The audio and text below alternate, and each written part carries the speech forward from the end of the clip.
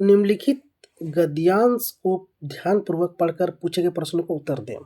पुस्तकें मनुष्य की सबसे अच्छी मित्र होती हैं। वे हमें ज्ञान, प्रेरणा और मनोरंजन प्रदान करती है। पढ़ने की आदत न केवल हमारी शब्द संपदा को बढ़ाती है, बल्कि हमारी सोच को भी गहराई देती है। आज के डिजिटल युग में लोग मोबाइल और कंप्यूटर पर अधिक समय बिताने लगे हैं, जिससे पढ़ने की आदत धीरे-धीरे कम हो रही है। यदि हम प्रतिदिन थोड़ा समय पुस्तकों के साथ बिताएं, तो यह हमारी मानसिक क्षमता को बढ़ाने में मदद करेगा और हमें जीवन में सही निर्णय लेने की क्षमता भी प्रदान करेगा। पढ़ने से हमारी कल्पना शक्ति का विकास होता है और हम नए विचारों को अपनाने के लिए तैयार रहते हैं। इस गद्यांश में कहा गया है कि पुस्तकें मनुष्य की सबसे अच्छी मित्र होती है और ये पुस्तकें हमें ज्ञान, प्रेरणा और मनोरंजन प्रदान करती है। पढ़ने की आदत से न केवल हमारी शब्द संपदा बढ़ाती है, बल्कि हमारी जो सोच है उसकी भी गहराई को बढ़ाती है। लेकिन आज के डिजिटल युग में क्या हो गया है कि लोग मोबाइल और कंप्यूटर पर अधिक समय बिताने लगे हैं, जिससे पढ़ने की आदत धीरे-धीरे लोगों में कम हो रही है। इसके बाद यदि हम प्रतिदिन थोड़ा समय पुस्तकों के साथ बिताएं, तो इससे क्या होगा कि हमारी मानसिक क्षमता भी बढ़ेगी और हमें जीवन में सही निर्णय लेने की क्षमता भी बढ़ेगी। पढ़ने से हमारी कल्पना शक्ति का विकास होता है और हम नए विचारों को अपनाने के लिए भी तैयार रहते हैं। अब ये गद्यांश है, अब इससे संबंधित प्रश्न नीचे दिए गए हैं। तो पहला प्रश्न क्या है? पुस्तकों को मनुष्य का सबसे अच्छा मित्र क्यों कहा गया है? क्यों कहा गया है? क्योंकि वे हमें ज्ञान, प्रेरणा और मनोरंजन प्रदान करती है। ख दूसरा प्रश्न है कि डिजिटल युग में पढ़ने की आदत कम होने का एक कारण क्या है? तो लोग अपना अधिकतर समय मोबाइल और कंप्यूटर पर बिताने लगे हैं। तो 2 का आंसर हो जाएगा ख। प्रश्न नंबर 3 प्रतिदिन पुस्तकों के साथ समय बिताने से क्या लाभ होता है? तो इससे क्या लाभ होता है कि मानसिक क्षमता का विकास होता है और निर्णय लेने की योग्यता बढ़ती है। 3 का क। क्वेश्चन नंबर 4 ज्ञान। ज्ञान शब्द का पर्यायवाची गद्यांश के अनुसार कौन सा है? तो ज्ञान का मतलब क्या? पुस्तक गलत, खेल नहीं, तकनीक गलत, तो क्या हो जाएगा? शिक्षा। अब ये एक और यहाँ पे पद्यांश दिया गया है, तो इस पद्यांश को पढ़कर क्या देना है कि आपको इससे संबंधित जो प्रश्न है उसको आंसर देना है। तो ये पद्यांश क्या कह रहा है? ये पद्यांश है कि पर्वत कहता शीश उठाकर, तुम भी ऊंचे बन जाओ, सागर कहता लहरा कर मन में गहराई लाओ। यहाँ पर्वत और सागर दोनों ये कह रहा कि पर्वत कहता कि शीश उठाकर तुम भी ऊंचे बन जाओ, और सागर कहता है लहरा कर मन में गहराई लाओ। समझ रहे हो क्या कहती है? उठ उठ गिर गिर तरल तरंग, भर लो अपने दिल में मीठी मीठी मृदुल उमंग।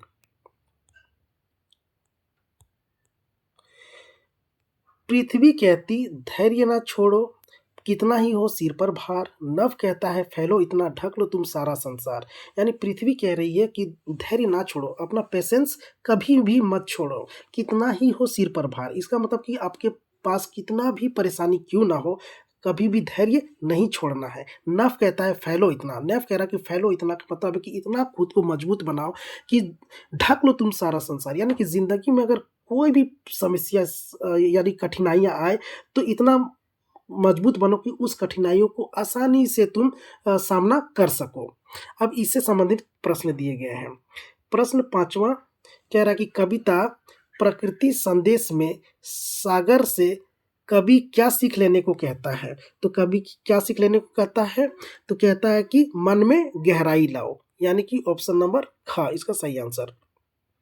क्वेश्चन नंबर 6 कविता में पर्वत का संदेश क्या है? तो क्या है संदेश? तो ऊंचाई और महानता पाना। 6 का ग। क्वेश्चन नंबर 7 सागर कहता है लहरा कर, यहाँ सागर किस गुण को अपनाने का संकेत देता है? तो सागर क्या कहता है कि मन में गहराई लाओ, यानी कि 7 का ख। क्वेश्चन नंबर 8 क्वेश्चन नंबर 8 कह रहा है कि ऊठ ऊठ गिर गिर तरल तरंग किस जीवन स्थितियों का प्रतीक है। तो ये ऊठ ऊठ गिर तरल तरंग ये किसकी प्रतीक है? तो कठिनाइयां और सफलताएं का। ऑप्शन नंबर घ। अब व्याकरण पोर्शन में क्या करें? निम्नलिखित प्रश्नों के सही विकल्प का चयन कीजिए। क्वेश्चन नंबर 9 क्या कह रहा है कि यदि यदि तुम मन लगाकर पढ़ोगे तो परीक्षा में अवश्य सफल होगे। यह वाक्य है। कह रहा है कि तुम मन लगाकर पढ़ोगे तो परीक्षा में अवश्य सफल होगे। परीक्षा में अवश्य सफल होगे। कब अवश्य सफल होगे? जब तुम मन लगाकर पढ़ोगे। तो यह कौन सा वाक्य है? तो यह कौन सा वाक्य है? मिश्र वाक्य है। क्वेश्चन नंबर 10 मोहन पढ़ाई करता है और सोहन खेलों में अच्छा है।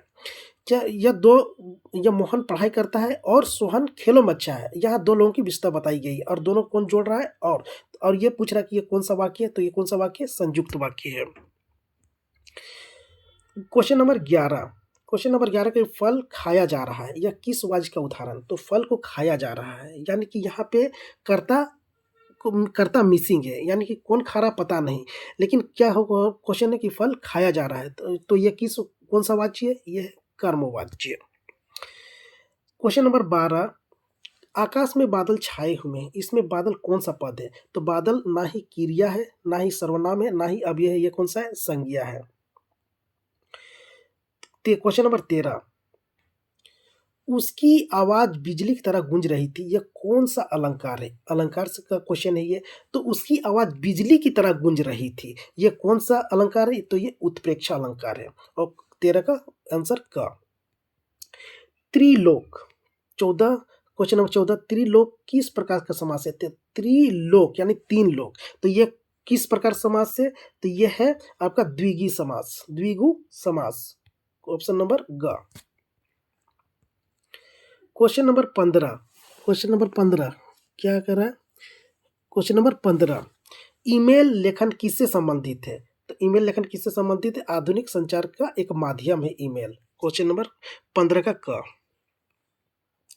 क्वेश्चन नंबर 16 पढ़ाई जीवन को उज्जवल बनाती है। इसमें कौन सा अलंकार है? तो इसमें कौन सा अलंकार है? इसमें मानवीकरण का अलंकार है। अब आते हैं अगला। अब यहाँ जो गद्यांश दिया गया है यह गद्यांश पुस्तक से दिया गया है। तो पुस्तक से दिया गया है यानी कि पुस्तक को आपको स्टडी रीडिंग करना है, जिससे वहाँ से कोई भी क्वेश्चन गद्यांश बना के दिया जाए तो आपसे छूटे नहीं। तो ये एक गद्यांश दिया गया है जो किताब से दिया गया है। तो क्या कह रहा है कि युमथांग पहुंचने के लिए हमें रात भर लायुंग में पड़ाव लेना था। यानी कि युमथांग पहुंचने के लिए रात भर कहाँ रुकना था? लायुंग में। गगनचुंबी पहाड़ों के तल में सांस लेती एक नन्ही सी शांत बस्ती लायुंग। अब लायुंग की विशेषता बताई गई है कि क्या थी कि गगनचुंबी पहाड़ों के तल में सांस लेती एक नन्ही सी शांत बस्ती लायुंग। सारी दौड़ धूप से दूर जिंदगी जहां निश्चित सो रही थी। इसका मतलब है कि वहां पे बहुत ज्यादा शांति थी। उसी लायुंग में हम ठहरे थे। तीस्ता नदी के तीर पर बसे लकड़ी के एक छोटे से घर में। अब तीस्ता नदी के तीर पर यानी इसका मतलब हो गया कि तीस्ता नदी के किनारे पर जिस घर में वे रुके थे वो घर किससे बनी हुई थी? तो वह लकड़ी की बनी हुई थी। मुंह हाथ धोकर मैं तुरंत ही तीस्ता नदी के किनारे बिखरे पत्थरों पर बैठ गई थी।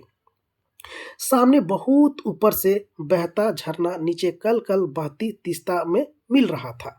मध्यम मध्यम हवा बह रही थी। पेड़ पौधे झूम रहे थे। गहरे बादलों की परत ने चांद को ढक रखा था। बाहर परिंदे और लोग अपने घरों को लौट रहे थे। वातावरण में अद्भुत शांति थी। मंदिर की घंटियों सी घुंघरुओं की रुनझुनाहट सी आंखें अनायास भर आई। ये एक गद्यांश है जो किताब से दी गई है। अब इसी से रिलेटेड क्वेश्चन को आपको बनाना है। तो पहला क्वेश्चन यानी इस गद्यांश का क्वेश्चन क्या है कि लायुंग किस प्रकार की बस्ती बताई गई है? तो किस प्रकार की बस्ती बताई गई है? तो ये शांत और नन्ही बस्ती बताई गई है। क्वेश्चन नंबर 18 उपर्युक्त गद्यांश में वातावरण की शांति की तुलना किससे की गई है? तो मंदिर की घंटियों और घुंघरुओं की झुनझुनाहट से की गई है? ऑप्शन नंबर ग। निम्नलिखित पद्यांश को ध्यानपूर्वक पढ़कर दिए गए प्रश्नों के लिए सही उत्तर का चयन कीजिए। अब यहाँ पे फिर एक पद्यांश दिया गया है जो आपको किताब से दिया गया है, किताब से दिया गया है। अब ये कौन सी पद्यांश है तो पढ़ते हैं। तुम्हारी यह दंतुरित मुस्कान मृतकों में भी डाल देगी जान, धूली धूसर तुम्हारे ये गात, छोड़कर तालाब मेरी झोपड़ी में खेल रहे जलजात, परस पाकर तुम्हारा ही प्राण पिघल कर जल बन गया होगा कठिन पाषाण। अब ये इससे क्वेश्चन है कि मृतकों में भी डाल देगी जान का क्या अर्थ है? तो इसका क्या अर्थ है कि हताश और निराश व्यक्ति में खुशी ला देना। ऑप्शन नंबर ग इसका सही आंसर। धूली धूसर तुम्हारे ये गात, पंक्ति में गात का अर्थ क्या है? तो गात का क्या अर्थ है? तो गात का अर्थ है शरीर। ऑप्शन नंबर ख इसका सही आंसर। अब क्वेश्चन दिया हुआ है कि निर्देश निम्नलिखित प्रश्नों के सही विकल्प का चयन करें। भोलानाथ किसको देकर सिसकना भूल जाते थे? तो ये किसको देकर भूल जाते थे? खेल के साथियों को। उद्धव कृष्ण का कौन संदेश लेकर आए थे? क्वेश्चन नंबर 22 कह रहा है उद्धव कृष्ण का कौन सा संदेश लेकर आए थे? तो कौन सा संदेश लेकर आए थे? योग संदेश। राम लक्ष्मण परशुराम संवाद में किस रस की प्रमुखता है? तो किस रस की प्रमुखता है? वीर रस की प्रमुखता है। उत्साह कविता में कवि ने बादल की तुलना किससे की है? तो बादल की तुलना किससे की है? धरती से। ऑप्शन नंबर क। यह दंतुरित मुस्कान कविता कवि कौन है? तो कौन है? नागार्जुन। क्वेश्चन नंबर 26, जितेन नार्गे की जीप में किसकी तस्वीर लगी हुई थी? तो किसकी लगी हुई थी? दलाई लामा की। प्रश्न 27, कि फसल किसका गुणधर्म है? तो मिट्टी का। क्वेश्चन नंबर 28, संगीतकार का क्या अर्थ होता है? तो मुख्य गायक का साथ देने वाले गायक को संगीतकार कहा गया है। मन्नू भंडारी की हिंदी प्राध्यापिका का नाम क्या था? तो शीला अग्रवाल। क्वेश्चन नंबर 30 और अंतिम सवाल,